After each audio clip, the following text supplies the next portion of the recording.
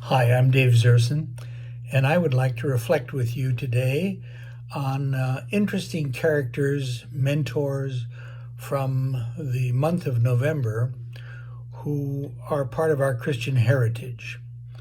We could look at Martin Luther, whose birth date is November 10th.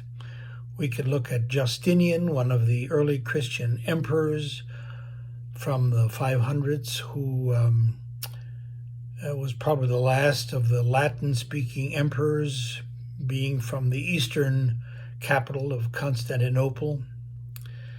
But I think today, the 30th, Monday, is a good day for us to reflect on Andrew, a man whom we don't know all too well, a person from our Gospels who is worth exploring because he has some things to say to us even in this day and age. Andrew had, I would think, forward-looking parents because they gave him a Greek name even though his parents were Jewish. They gave a Greek name to his brother, Cephas, whom we also know as Peter. They were fishermen. They worked together at the Sea of Galilee. They came from the town of Bethsaida. And one day when Jesus was walking along the Sea of Galilee in Capernaum, he confronted them and invited them to come and follow him, and they did. And that's a story that leads us into all the world.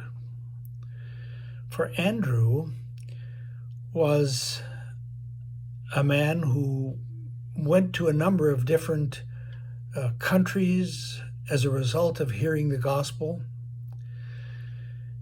and ultimately was crucified because of his faith in the city of Patras, Greece, where his remains exist to this day.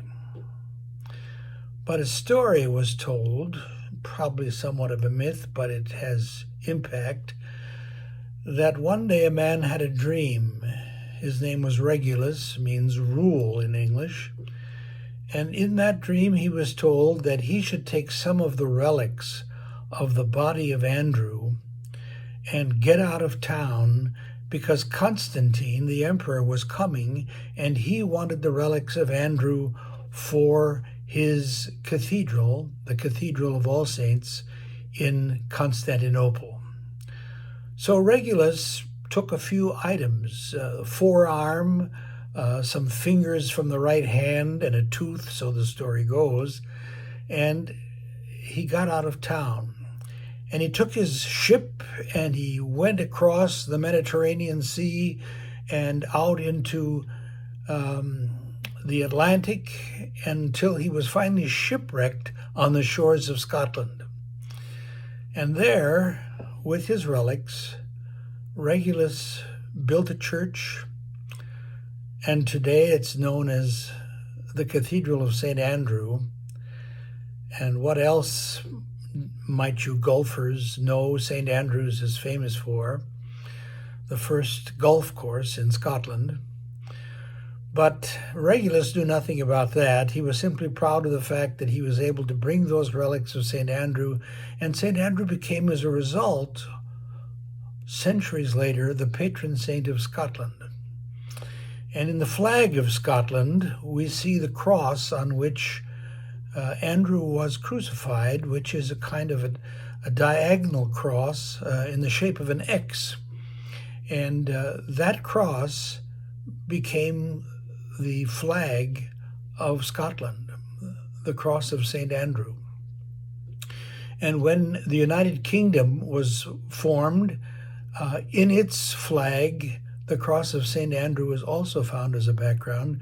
And you might be surprised to know that as a result of a lot of Scottish immigrants to the United States, the Confederate flag, over which there's been so much controversy recently, also has the flag of St. Andrew in it. But those are pretty secular thoughts, and I'd like to reflect on something spiritual about St. Andrew. St. Andrew was, as I said, the brother of Peter, and Peter is known to us primarily because he's the patron saint of the West, of the Roman Catholic Church in the West, and through that we've come to know stories about Peter and the importance of the people who were consecrated as priests in the Roman Catholic Church, the apostolic succession, from Peter all the way down to the present time. But the story that we don't know a lot about is the story of Andrew, because he went in the other direction. Andrew, according to legend, went east.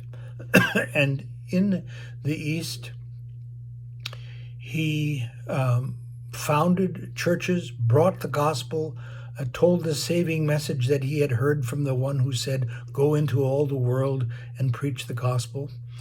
And so it was that today he is remembered as the Patriarch of Constantinople and the Patriarch of all the Eastern Orthodox churches throughout the world. So 300 million Orthodox Christians in countries all over the place regard Andrew as their founding patriarch, as their founding saint. And when an Orthodox Christian enters a Orthodox church and wants to focus on something spiritual, he or she comes up to an icon, say an icon of St. Andrew, and reflects on what that picture, what that image can mean for them. And so that veneration, that reflection that takes place as they contemplate Andrew leads them to think about things like, what was it like for a person who was just a humble fisherman with no education, who spent all of his days on the Sea of Galilee until he was finally called by Jesus, sent out into the world? What was it like for him to share that good news with so many people that the world was changed, and that today 300 million people consider him the founding patriarch of their church? That's a story that belongs to Eastern Christianity much more than to Western, so we don't know it all that well. But it's a meaningful story as we reflect on an icon of St. Andrew, to ask ourselves as we look at him and think of what he became, what we too are being called to be, what Jesus is saying to us, just as he said to Andrew when he commissions us to be disciples in all the world.